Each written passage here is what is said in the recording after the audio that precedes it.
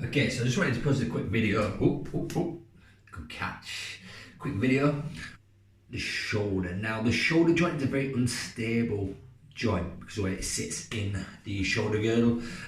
It's only basically attached by your ligaments, your tendons, and it can be one of the areas that I've seen in the past with my clients and myself is I've had a lot of shoulder problems and what we call impingement.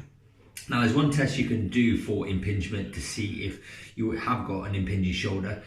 Impinging shoulder potentially is caused by the shoulder itself, the humeral head, sitting forward in the joint and pressing and pinching those nerves together. It's quite a common one I see, and that's because if you're working at a desk, you sat in poor posture, you're sleeping funny, it can cause those issues. So this one's just a few tips on from my experience, like I say, and the work that I've done with physios in rehabbing shoulder dislocations, is that you've got to build the strength in the shoulders.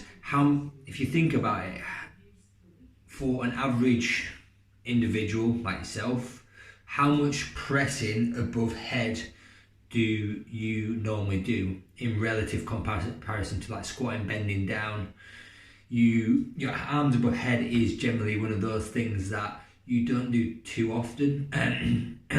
So you've got to just think about your shoulder health, and I'll give you a few tips here that what have helped me benefit from healing my shoulder. Now, it's taken a long while, but I had serious aching pains every single day, and one day I just woke up and they were gone, but I was consistent in the exercises that I was doing, and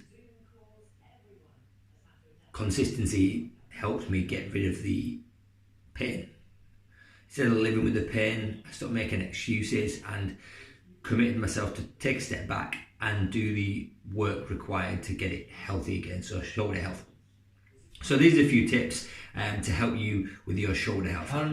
Right hand on top of your left shoulder. All you're going to do is try and lift that elbow up towards the face, and if you feel any pain whatsoever, any pinching, any irritation as you lift that elbow up, that would be a sign that somewhere in that joint, as you lift that elbow, there's some impingement going on. So there's a little bit of pain there as I lift my elbow up.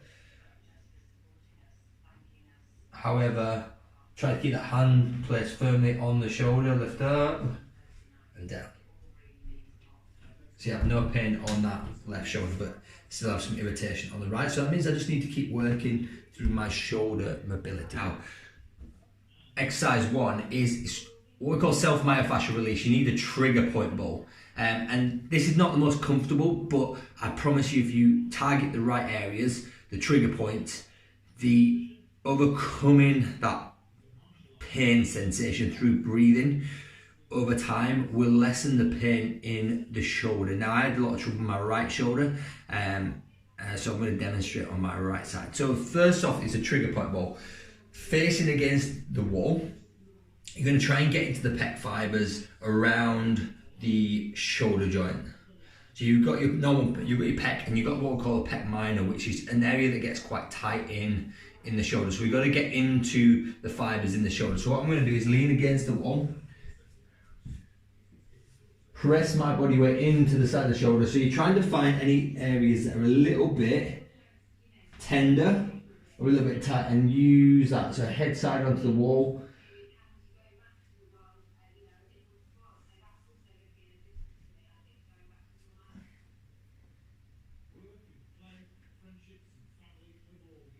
And we're just going to hold that there for 20 to 30 seconds. Now, you'll feel, as you start to feel, it might feel quite jammed up, meaning the muscle fibers are stuck together. So obviously quite a sensitive area as well, but getting into the shoulder and trying to set the shoulder back is a really great way to target the pec muscle fibers.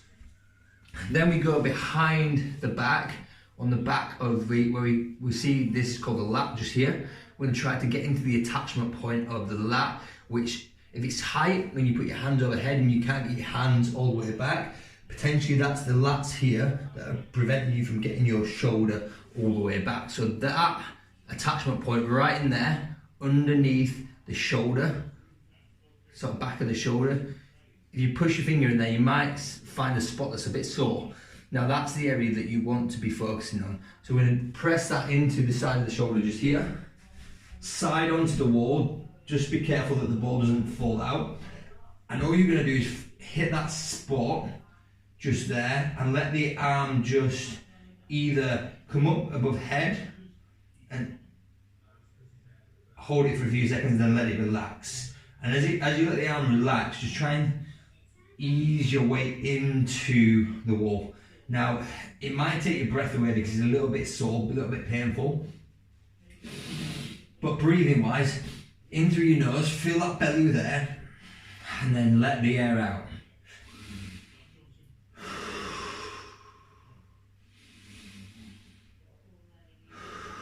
And if you do 10 to 20 breaths on one side, and just then start to ease into that muscle fiber, try and let the muscle fibers, what we call myofascial, the fascial tissue, just release a little bit. The more you do this, the more you will get used to it. But the shoulder itself will work in a better range of motion, and you're less likely to be suffering those areas of shoulder pain. So that's the self-myofascial release, the trigger point work on key areas. Now you can get around the back of the shoulder as well. Use it as a massage tool. Essentially, it's the first action step to getting on the road to a healthy shoulder. Now, from there, what you're going to do is a couple more exercises. Now, you can do some static stretching, which I would suggest, and one of the areas that I think are the biggest one is pec fibers. Are generally quite tight, so what I want you to do is find a door or a doorway and do a pec stretch. I'll demo this one now. So you find a doorway, and the doorway can be, you can use both doorways and do a double, or you can do a single. So finding a doorway, all you're going to do is elbows against the door frame and then bring your chest forward. Now, I don't want you to force it, just lean your body weight in. And if you do this once per day, trying to set the shoulders back, keep the chest and head up, breathe in for 10 to 20 breaths again so you get a nice good stretch.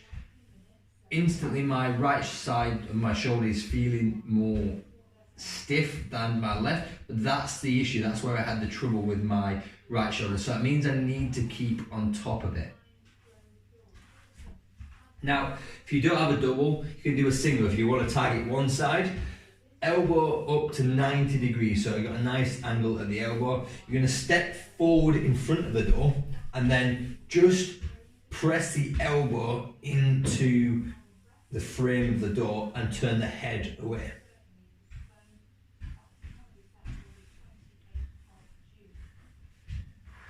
Now, what I found helped me was in certain areas get pins and needles in my fingertips. That means that there's some impingement still in there somewhere. So just dropping down into more of a lunge position as I was doing the stretch, or more of an active stretch. I drop down, still feeling the stretch. So it's stretching into the pec fiber, minor fibers. So we go there, just here, and I'm dropping down, bending the back knee and just extending the arm, extending that stretch as an active stretch after I've done what I call a static stretch. So that's one key stretch I would implement to help the pec fibers that are tight around here. Second stretch, we'll get this lats. So all I'm going to do is just hand on top of the wrist. You're just going to extend, reach the hand above the head, and you're just going to just pull the arm tall. And again, right arm above head, hand on wrist, and you're just going to ease the arm into an extended position where you should feel the stretch on lat. So just reaching up, extending that arm, just using the opposite arm to give you a little bit more range. Again, 10 to 20 breaths on each side. Stage is what we call an active dynamic movement. So there's 2 that I want you to complete. Number 1 is heels against the back wall, feet together. You're going to try and, the hardest thing is, if we've got arch in our back, is it's actually harder than you think, standing against the wall and trying to push your bum and back and head all to the ground. A lot of us have very tight hips, so there's probably too much of a gap between the lower back, but you're practicing pressing everything against the back wall. You're going to bring your hands just below 90 degrees if you're doing a shoulder press. From there, again, try and pull those hips under so you're getting a nice position, and then you're going to reach above your head. So you're doing what we call a wall angel, sliding the arms up and down, trying to restore a natural movement on the scapula.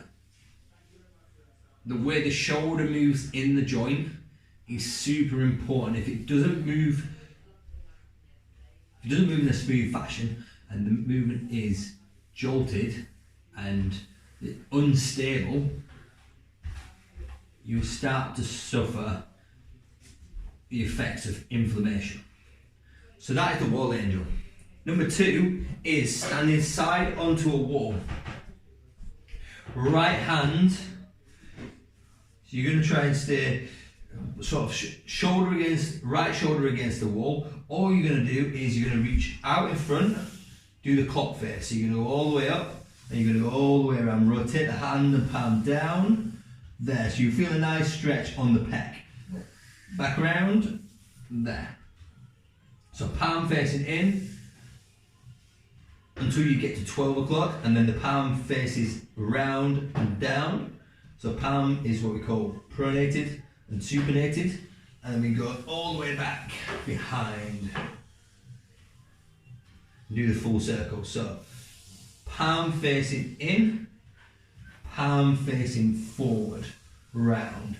And do that 10 times, nice and slow. Feel every movement. If you feel any tightness anywhere, stop for a second and just have a little ease out into that stretch, so that I can feel that stretch down my pec. Keep the head facing forward, chest up tall. And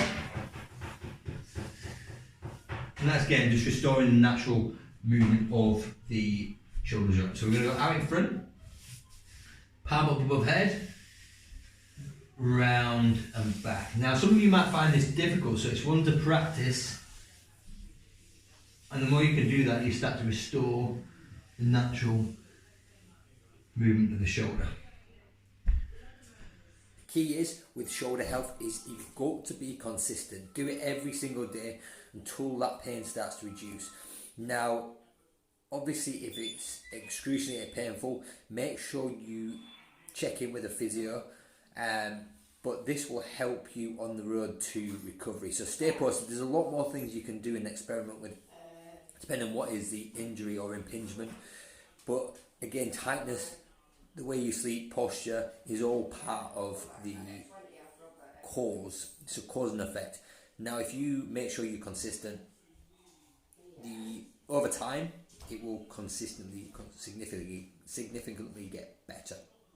But yeah, I went to see physio, chiropractor as well, but the only thing that made the difference was me doing the work, me putting in the consistency, taking a step back and benefiting from doing my physio exercises every single day. If you're consistent, it will get better.